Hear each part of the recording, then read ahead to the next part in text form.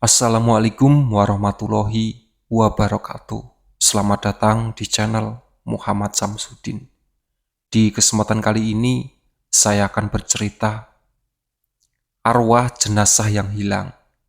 Sebelum masuk ke ceritanya, jangan lupa subscribe dulu ke channel ini. Selamat mendengarkan.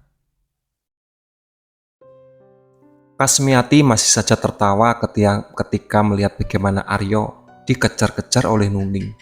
Ia baru saja hendak memanggil Rifka untuk duduk di sampingnya saat menyadari kalau Rifka sudah berjalan menuju ke rumah kosong milik Narsi. Hal itu jelas membuat Kasmiati langsung kehilangan tawanya dan berganti dengan rasa panik. "Rifka, nak, jangan ke sana. Mau apa kamu ke sana, nak Rifka?" Kasmiati berusaha memanggil-manggil Rifka. Aryo dan Nuning pun langsung berhenti kejar-kejaran. Ari yang baru saja keluar dari rumah pun tampak panik saat melihat kalau Rifka sedang berjalan menuju ke rumah gersang milik Narsi. "Rifka!" Aryo ikut memanggilnya. "Rif, jangan ke sana!" Nuning ikut teriak. Aryo menahan langkah Kasmiati yang hampir menyusul Rifka. Ia meminta Nuning untuk menjaga ibunya agar tidak perlu ikut menyusul Rifka. Pria itu segera berjalan untuk menyusuri Rifka yang tak kunjung berbalik atau menyaut saat dipanggil. "Rifka, hei, kamu mau apa ke rumah kosong, Rifka? Berhenti!" teriak Aryo. Rifka masih juga tidak berbalik atau menyaut. Wanita itu justru terus berjalan dan hampir mendekati pintu rumah tersebut. Aryo pun berlari untuk menyusulnya. Ia segera menarik lengan Rifka saat wanita itu hampir menggenggam tuas pintu. Tubuh Rifka mendadak kehilangan keseimbangan sehingga Aryo menangkap tubuhnya dan menekapnya erat saat dia terjatuh. Aryo panik saat melihat Rifka tak sadarkan diri, membuat dirinya segera memeluk wanita itu karena merasa sangat khawatir. "Rif, bangun Rif! Rif, kamu kenapa? Rifka!" Aryo tidak mendapat jawaban sama sekali. Tubuh Rifka benar-benar lemas di dalam pelukannya. Ia segera menggendong wanita itu dan menjauh dari rumah kosong milik Narsi. Nuning dan Kasmiati tentu saja panik setengah mati saat tahu bahwa Rifka sudah tidak sadarkan diri. Ari melebarkan pintu rumah agar Aryo bisa segera membawa Rifka ke atas tempat tidur yang tersedia di depan televisi. "Ambil air, Ri. Ambilkan air cepat," titah Kasmiati. "Iya, Bu. Tunggu sebentar," tanggap Ari. Ari segera berlari ke dapur untuk mengambil air dan Kasmiati minta. Nuning segera mencoba menghubungi Arumi dan memberinya kabar kalau soal Rifka yang mendadak tidak sadarkan diri setelah berjalan ke arah rumah kosong milik Narsi. Aryo kini duduk di tepian tempat tidur dan kembali berusaha membangunkan Rifka yang kini terlihat sangat pucat. "Rif, bangun. Aku mohon bangun, Rif. Jangan seperti ini. Bilang sama aku, kamu kenapa, Rif?" ujar Aryo sambil menepuk-nepuk kedua pipi Rifka. "Kenapa dia bisa pingsan, nak? Apa dia terkena sesuatu di rumah itu?" tanya Kasmiati. "Aku nggak tahu, Bu. Dia hampir memegang tuas pintu rumah almarhum Bu Narsi saat akhirnya aku menarik tangannya agar menjauh dari pintu itu. Dia langsung pingsan sesaat setelah aku menarik tangannya, Bu. Aku benar-benar nggak tahu apa sebabnya," jawab Aryo memberi penjelasan. Ari datang membawa air yang Kasmiati minta. Nuning masuk tak lama kemudian bersama Maimunah yang sudah mendengar soal pingsannya Rifka. Maimunah mendekat ke tempat tidur tepat saat Kasmiati mencoba membangunkan Rifka menggunakan air yang diusapkan ke seluruh wajah wanita itu. "Masih pingsan, Kas?" tanya ke Maimunah. "Masih, nah. Dia belum ada tanda-tanda bangun dari pingsannya," jawab Kasmiati. Di depan terdengar suara mobil yang baru saja berhenti. Arumi tampak keluar dari mobil itu dan segera masuk ke dalam rumah Kasmiati. "Assalamualaikum Bude Kasmi," ucap Arumi. "Waalaikumsalam Cahayu. Sini, nak." Rifka masih juga tidak bangun dari pingsannya. Aduh, Kasmiati tampak sangat resah. Semua orang pun segera membiarkan Arumi mendekat pada Rifka yang masih saja berbaring di tempat tidur tanpa ada tanda-tanda akan bangun. Arumi pun segera mengambil air dari tangan Ari dan duduk di sebelah samping Rifka. Wanita itu kemudian menuang air dari gelas ke tangannya dan mulai mengusap wajah Rifka seperti yang tadi dilakukan oleh Kasmiati. Air di tangan Arumi itu benar-benar diusapkan secara merata tanpa ada celah di wajah Rifka. Semua orang masih sangat tegang saat menantikan apa yang terjadi selanjutnya. Bahkan Nuning yang biasanya cerewet pun mendadak diam dan sama sekali tidak berani melakukan apa-apa. "Ah!" teriak Rifka ketika matanya terbuka beberapa saat kemudian. "Istighfar, Rif, istighfar," perintah Arumi dengan cepat.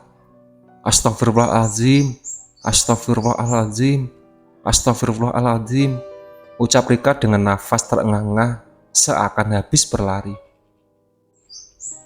Arumi pun meminta Rifki meminum air yang tersisa di gelas sampai tandas. Setelah itu wajah Rifka pun berangsur pulih dan tidak lagi sepucat tadi.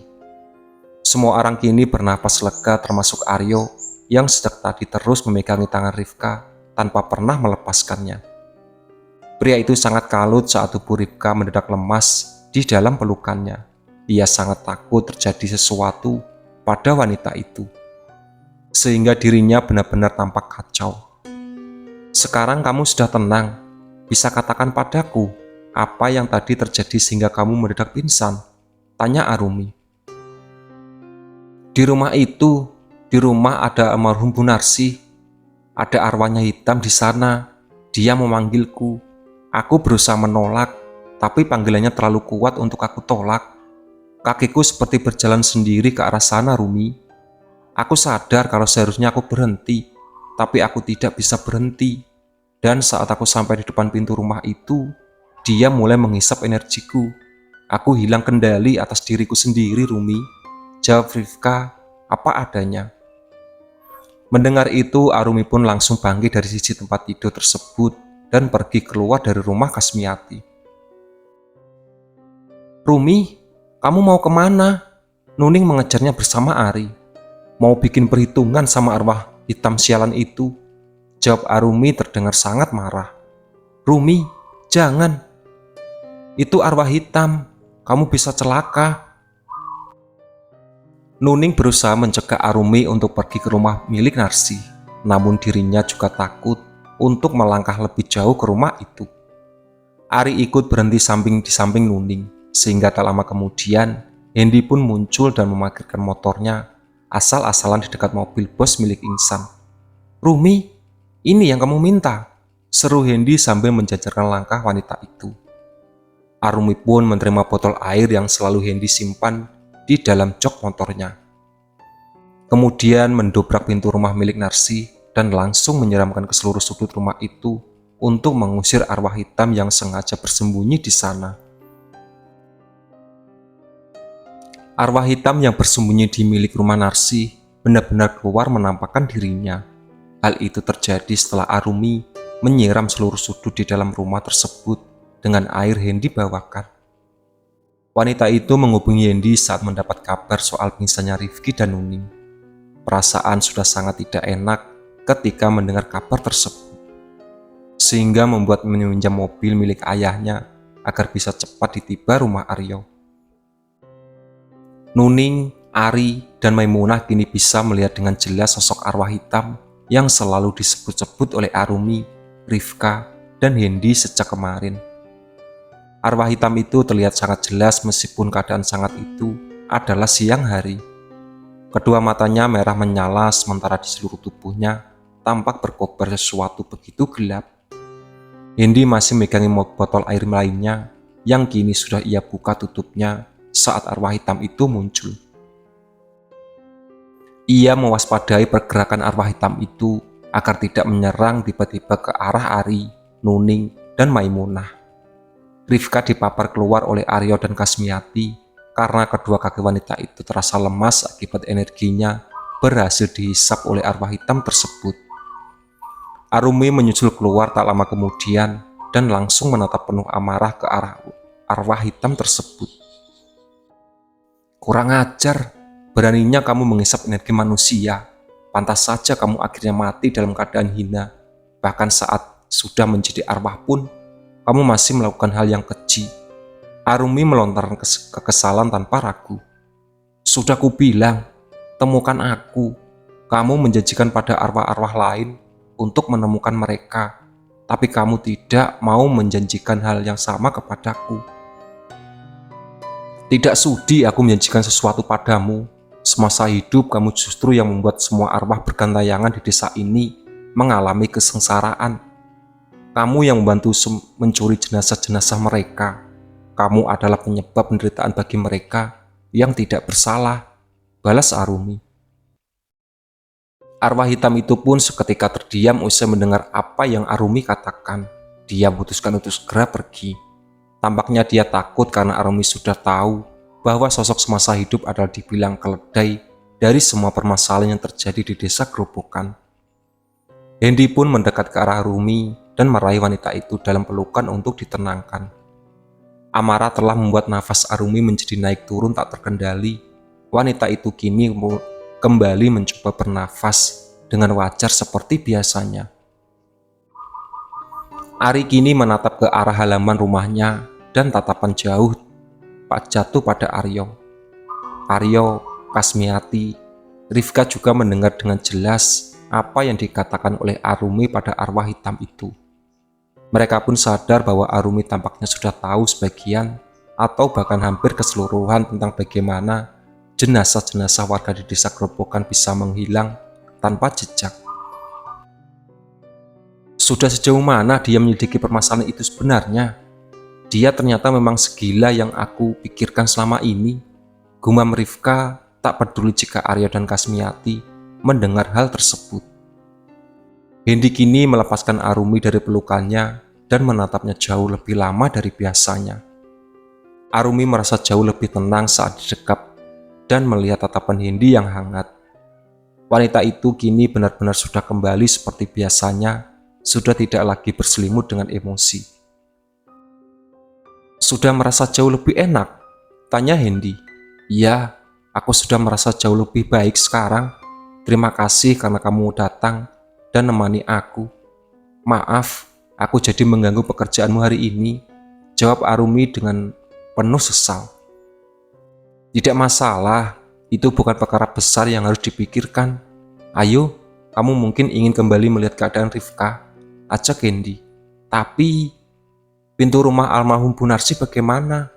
Arumi teringat dengan pintu rumah tersebut. Nanti sore setelah bekerja kita akan perbaiki sama-sama, oke? Tawar Hendy. Ya oke. Ayo, aku mau melihat keadaan Rifka.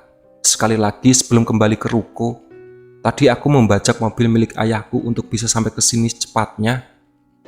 Aku Arumi. Pengakuan itu langsung membuat Hendy tertawa. Pria itu langsung melangkur Arumi dan berjalan bersama menuju ke halaman rumah Kasmiati. Rifka langsung memeluk Arumi dengan erat saat Arumi tiba di hadapannya. Hendy menyapa Aryo dan melihat lengan Aryo yang sudah baik-baik saja, meski semalam terkena hawa jahat dari arwah hitam. Aryo memberi tanda pada Hendy untuk masuk sebentar ke dalam rumahnya, karena ada hal yang ingin dibicarakan oleh Aryo pada pria itu. Hendy mengikuti langkah Aryo ke dalam rumah. Ari juga berada di dalam dan tampak sudah menunggu. Ada apa? Tanya Hendy. Kami berdua mau tanya, soal apa yang Rumi katakan pada arwah hitam tadi, Hen? Apa benar bahwa semasa hidupnya Pak Mutadi membantu mencuri jenazah-jenazah para warga desa ini? Tanya Aryo. Kalau menurut penyelidikan yang Rumi lakukan, memang tampaknya semua mengarah ke sana, dan hal itu diperkuat dengan yang tadi terjadi di hadapan kita. Arwah Pak Mutadi jelas tidak bisa mengelak ketika Rumi menyebutkan apa yang menjadi kejahatan semasa hidup. Arwahnya lebih memilih daripada terus berhadapan dengan Rumi, jawab Hendy. Tapi kan setelah Pak Mutadi meninggal, masih ada lagi jenazah lain yang hilang. Kok bisa hal itu terjadi? Jika pelakunya adalah Pak Mutadi, tanya Ari tampak benar-benar bingung dengan penjelasan Hendy. Kalau menurut Rumi, ada orang yang meneruskan perbuatan Pak Mutadi semasa hidup sehingga jenazah-jenazah warga desa kita masih sering hilang. Hal itu sering diselidiki oleh Badrun dan Samsul sesuai yang apa Rumi minta. Kalau ada kabar baru lagi, insya Allah aku akan beritahu kalian. Aku tidak akan menutup-nutupi apapun, janji Hendy. Mereka bertiga pun segera keluar dari rumah itu karena Hendy harus kembali ke gudang beras dan Arumi harus kembali ke ruko. Rifka akan diantar oleh Maimunah dan Kasmiati ke rumah Irma. Jadi saat itu Arumi diminta untuk tidak perlu terlalu merasa khawatir dengan keadaan Rifka. Setelah Arumi dan Hendy pergi, Nuning kini duduk tepat di samping Rifka untuk menghiburnya. Rifka membiarkan Nuning merangkulnya karena saat itu dirinya memang masih selemah orang lain pikirkan. Kalian berdua tadi membicarakan apa dengan Hendy? Tanya Rifka pada Ari dan Aryo. Kami bertanya pada Hendy soal yang Rumi katakan pada arwah hitam tadi, dan Hendy bilang penyelidikan Rumi memang sudah sangat jauh hingga tahu soal perbuatan almarhum Pak Mutadi semasa hidupnya. Jawab Aryo apa adanya. Ya itu benar, dan Hendy juga mengatakan kalau saat ini Rumah Tengah meminta pada Badrun dan Samsul untuk menyelidiki hal yang dicurigai olehnya, tambah Ari. Itulah sahabat cerita dari arwah jenazah yang hilang. Ditunggu part selanjutnya. Oke.